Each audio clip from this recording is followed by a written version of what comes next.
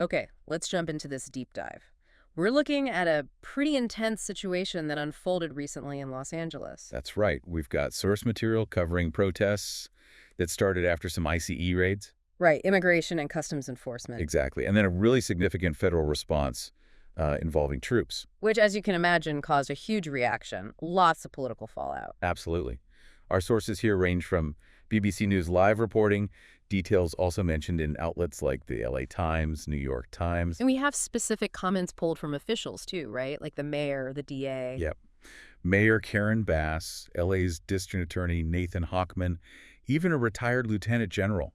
We're trying to piece together what these reports tell us happened. So the goal here is really to get you, the listener, up to speed quickly on the key details from these sources. What sparked it, how the protests actually played out. The scale of the military response, because that seems pretty central. Very central. And of course, the debate and, frankly, the political clash it all ignited. Okay, let's unpack it.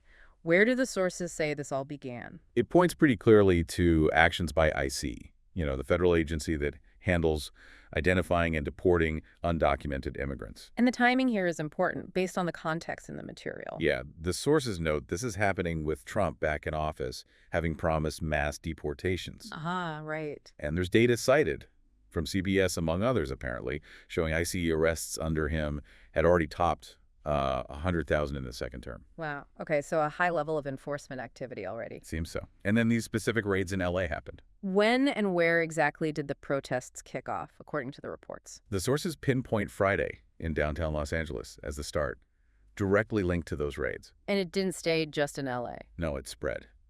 By Monday, the reports mention new rallies popping up in other cities. Tampa, Boston, Houston are named. So it tapped into something wider, it seems? Definitely looks that way. What about the reaction from LA's own leadership? Mayor Bass? Oh, very strong. The material quotes her quite a bit.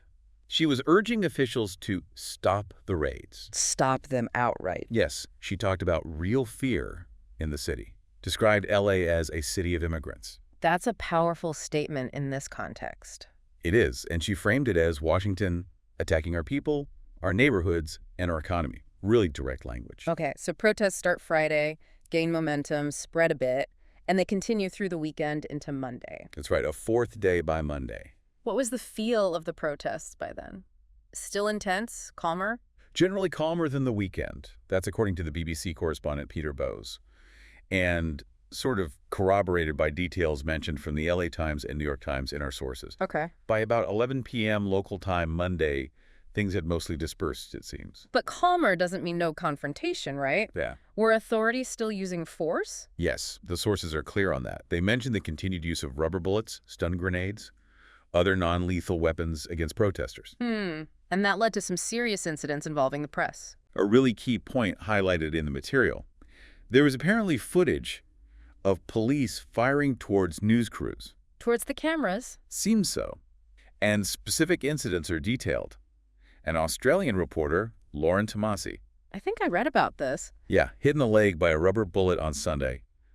It got international attention. The Australian PM called it horrific, apparently spoke to her, and even raised it with the U.S. administration. That's significant. And it wasn't isolated, according to the reports. A British news photographer was also shot in the leg on Sunday, needed surgery. So journalists covering the protests were getting caught in the crossfire, literally. That's what the source material indicates, yes. Okay, so amidst all this, the protests, the local response, the injuries, things escalate with a major federal move. Who ordered that? That came straight from the top, according to the sources, President Donald Trump. And the numbers involved? They seem pretty high from what the reports say. They really are. Let's break it down based on the material. Please do. Okay, so National Guard. 4,000 had been mobilized in total since things started. 4,000. Nearly 2,000 were already operating. Then, on Monday, Trump called up another 2,000 Guard members. So doubling down on the Guard. Exactly. But then there's the other element. Also on Monday, he ordered over 700 U.S. Marines to mobilize. Marines. Okay, that feels different. Very different from California bases. Yeah. And the reports suggested they could arrive as soon as Tuesday evening. So thousands of National Guard, hundreds of Marines, all federally ordered. What were the state and locals doing in terms of numbers? Well, Governor Newsom of California also announced he was deploying more forces and additional 800 state and local police officers. So a massive security presence overall from different levels. Absolutely massive. What was the justification given for the federal troops, specifically the Marines and Guard, in the reporting? BBC correspondent Peter Bowes is cited, suggesting their potential role was about protecting federal property and personnel. Ah, like the ICE agents, maybe? Yeah. Linking back to the start. Exactly. That connection seems clear in the reporting. Protecting immigration agents involved in those initial raids. And the sources really stress how unusual this is, right? Military troops for domestic law enforcement. Extremely unusual. The material uses the phrase highly unusual. It's just not standard practice in the U.S. And that highly unusual nature seems to be exactly why it sparks such a firestorm of criticism, Governor Newsom especially. Oh, he was furious, based on the quotes in our sources. He threatened lawsuits. Lawsuits against the federal government. Yes. He and the state AG had apparently already sued over using the National Guard without authorization. Right. And he explicitly said they will sue over the Marines coming in too. Is language about Trump pretty pointed? Extremely. He's quoted calling the Marine activation a deranged fantasy. He labeled Trump dictatorial, un-American, a blatant abuse of power. Wow. Said it was all just for a talking point. He even put out this call, like, wake up, saying Marines are for defending democracy, not acting as political pawns. Strong stuff. What about closer to the ground in L.A., the district attorney? Nathan Hochman. His take, according to the material, was basically that L.A. authorities had it handled. Didn't need the extra federal help. Exactly. He's quoted saying they do not need the additional forces. Felt the situation wasn't beyond local means. Did he weigh in on the politics of it? Yeah, he called the political back and forth not helpful. He did acknowledge, thousands were legitimately protesting federal policies. But he also noted some had gone beyond the lines of protected speech. So kind of a nuanced view there. Supporting rights, but questioning the federal scale-up. And the sources even include a military perspective on the deployment. They do. Retired L-Team General Russell Honore, former National Guard, he told the BBC the Guard wasn't needed there, flat out. Called it an escalation. Yep. An escalation he saw as perpetrated by the White House to allow federal troops anytime, anywhere in America. That's a heavy charge. It is. And he tried to put it in perspective, comparing the protest size, maybe a few thousand, he estimated, to huge crowds for Dodgers games, basically saying the response was way over the top. So it's interesting. The sources seem to show alignment from different angles: state, local law enforcement, even retired military questioning this federal move. That definitely comes through. State governor, LA's DA, former general. Yeah. All saying, hold on, this seems excessive or unnecessary. Yeah. And that BBC correspondent, Bowes, his reporting, noted the idea of Marines on the streets sent shivers through LA communities. Really underscores that feeling of escalation. Okay, and this all just spilled over into a massive, very public fight between President Trump and Governor Newsom. Played out online, too. Oh, yeah. Truth Social, X, the sources detail quite the war of words. Give us some examples from the reporting. Well, Trump called Newsom very incompetent. Used that nickname, Gavin Newsom. Claimed LA would be obliterated without him stepping in. Even said Newsom and Mayor Bass should basically thank him profusely, like, thank you, President Trump, you are so wonderful. And he didn't stop there, right? The arrest comments? No. The reports say Trump told reporters he thought it would be great if Newsom got arrested. Suggesting the arrest of a sitting governor? That's what the source material states.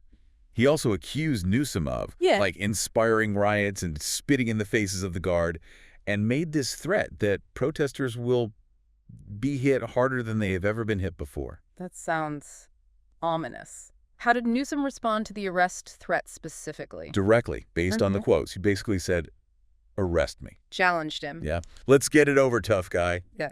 Called Trump's suggestion an unmistakable step toward authoritarianism. Yeah. And also, pretty bluntly, told Trump to grow up. So just trading blows publicly. Did anything come of the arrest threat from the federal side? Any follow-up? There's a detail in the sources about Trump's border czar, Tom Homan. Initially, Homan had warned about potential obstruction charges for state officials. But later, apparently on CNN, he said Newsom hadn't actually done anything yet that would warrant arrest. At this time, was the phrasing reported. Interesting clarification. Or maybe a slight walk back. Could be either, yeah. The sources just note that sequence. Okay, so let's try to wrap up this deep dive based on the material we've covered. It starts with ICE raids, which act as a trigger, sparking protests first in LA, then spreading nationally. Protests that continued for days, maybe calmed somewhat, but still saw authorities using force and journalists getting hurt in the process. Then comes the really big federal intervention ordered by President Trump. Right, thousands of National Guard troops mobilized, plus, crucially, the highly unusual deployment of U.S. Marines for domestic purposes. A deployment that, as we saw from the sources, drew immediate questions and criticism about its necessity and proportionality from state, local, and even former military voices. They saw it as an escalation. And all of this backdrop fueled an incredibly intense and public political battle, mainly between President Trump and Governor Newsom. Absolutely. Accusations, threats, challenges flying back and forth on social media and in remarks, as detailed in the reports. So just thinking about everything the sources described, the use of federal military power domestically in response to protests, the legal challenges, this direct conflict between the White House and a state government. Yeah, it definitely leaves you with something to consider. Based purely on these reports, what does this episode suggest about that line between federal authority and state rights, especially when it comes to using military force inside the U.S. during times of civil unrest? It raises some big questions about power and response.